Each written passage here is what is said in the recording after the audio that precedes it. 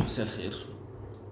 طبعا انتهت المشاركة بتاعت الهاندبول في الأولمبياد بخسارة مريرة. يعني لما تخسر بالطريقة دي بالأسلوب ده، لما في 24 الشوط الأول لغاية الدقيقة 22 أو 21 كان فرق 2 ليك and so on، يعني بتبقى مريرة. يعني اللي هو انت راكب تقريبا 85% من الماتش تقريبا، متفوق طولا وعرضا، وبعدين تفقد السيطرة في آخر 5 دقايق للأسف الشديد في سيناريو للأسف بقى معتاد من اللعيبة أو من المنتخب أو whatsoever يعني. آه، تعال نتكلم شوية حاجات كده. يعني هي دردشة كده كده، يعني اللي حصل حصل وقدر الله ما شاء فعل، بس هي تعتبر دردشة يعني. أول كام حاجة هنتكلم على الإيجابيات. يعني أكبر إيجابية بالنسبة لي إن عودة دودو، أوكي، وعودة يحيى خالد بعد إصابتين صعبين قوي. يعني كان دودو تاني رباط صليبي في تقريبا سنتين، واحدة مع نيم وواحدة مع مونبلييه، ويحيى خالد نفس الكلام. في أول الموسم ما كانش بيلعب كتير أصلا، وحتى لما رجع من الصليبي ما كانش ستيل أحسن حاجة يعني. وأوقات كتيرة كان اللي هو في أوجاع وما كانش بيلعب في الأول الموسم مع ميمور إليتش المدرب السابق لفيسبرم. فدي اكبر ايجابيه. اكبر ايجابيه تانية برضه محمد علي. بصراحه محمد علي احنا في اوقات كتير قوي كنا بنقول احنا محتاجين جون يشيلنا. اهو يا جماعه، يعني عشان بس الناس كانت بتتكلم اللي هو احنا بنخسر عشان ما فيش جون يشيلنا. ادينا خسرنا وفي جون يشيلنا، عادي بتحصل يعني. الراجل ادى بطوله ولا اروع بصراحه. الشوط التاني في ماتش الدنمارك، ماتش فرنسا كان كويس جدا، ماتش النرويج كان متفوق جدا، كريم انداوي عمل ماتش الارجنتين كويس قوي. بس للاسف الشديد السن ليه احكامه. يعني طبعا كلام على كريم هنداوي طبعا اسطوره من اساطير الكره المصريه، عمل كتير قوي للمنتخب والزمالك والاهلي وفي الاحتراف، و يعني الناس كلها عارفه يعني تاريخه وانجازاته يعني. بس البديل موجود. يعني اللي هو هيطلع كريم، هيدخل الطيار او حميد. فالبديل موجود يعني. خساره مريره، خساره توجع بصراحه، بجد توجع، عشان اسبانيا مش اسبانيا، فاهم؟ بس طبعا مع اختلاف الاشخاص واختلاف الاحداث وكل حاجه، هي بالظبط نفس الماتش بتاع مصر واسبانيا في بطوله البحر المتوسط. هو بالظبط. وكانت اسبانيا فاضيه ساعتها، ما كانتش رايحه بالصف الاول اصلا، في 4 و5 و6 عادي جدا. في الاخر خسرنا اخر الماتش فرق واحد.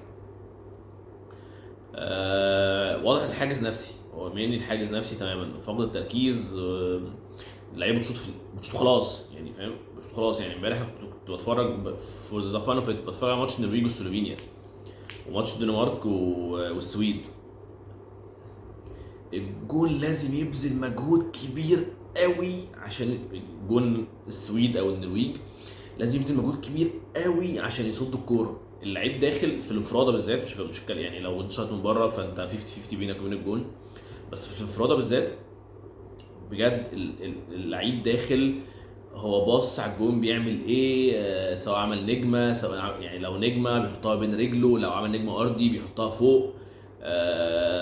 امبارح الوينج ليفت بتاع النرويج يا جماعه بجد، يعني بيدخل يحضن الجون بتاع سلوفينيا، يحضنه، بيوصل له يعني. مهما دخل من اي حته، سواء مزنوقه قوي سواء من زاويه مش هقول لك صفر بس اللي هي ضيقه جدا، بجد بينط بيوصل له، بيحطها بكل سهوله. ف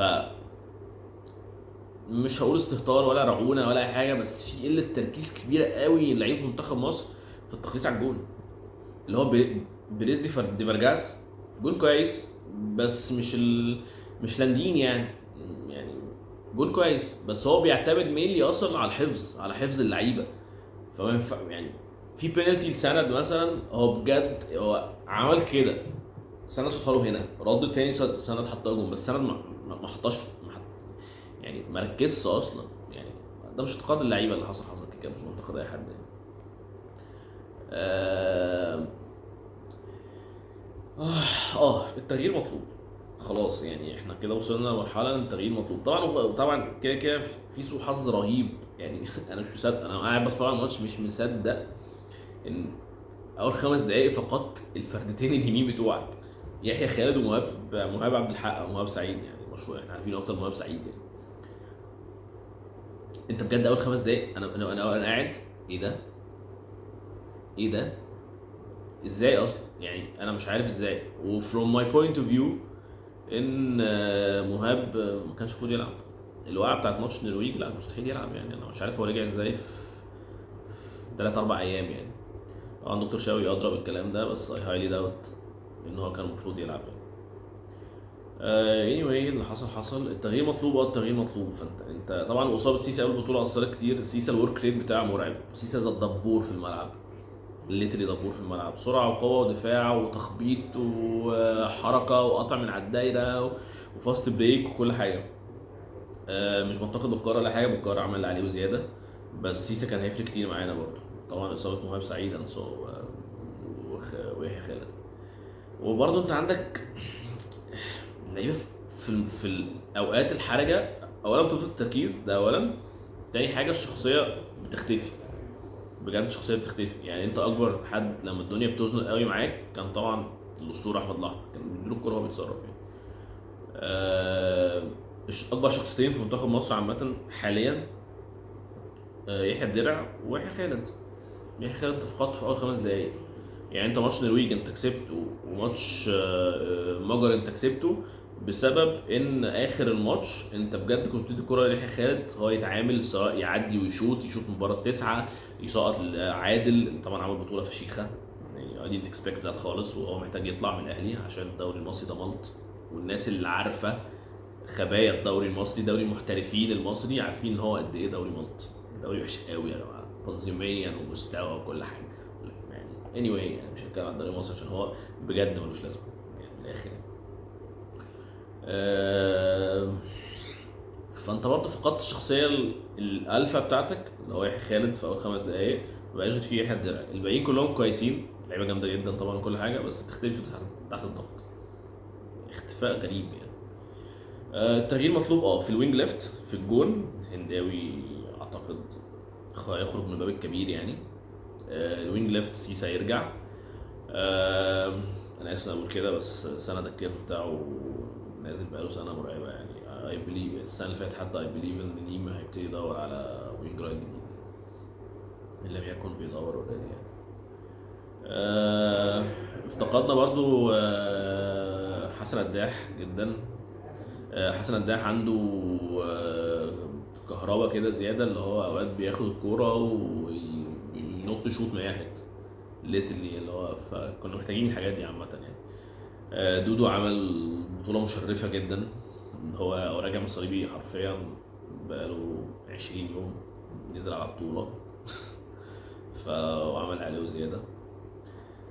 بس كده دي كانت دردشه على منتخب مصر والمشاركه الاخيره في الاولمبياد اللي انتهت مركز خامس، تاني احسن مركز تقريبا من اول الاولمبياد تقريبا ما ابتدينا نشترك فيها، من اول سيدني واتلانتا من صون. بس كده يعني لما نشوفكم فيديو جديد ودردشه جديده.